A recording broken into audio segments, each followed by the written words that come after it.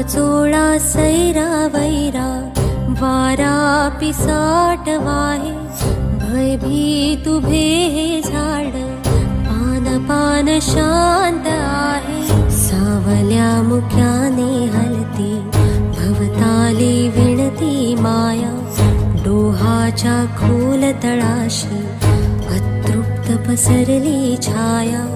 निशब्द तरंग उठती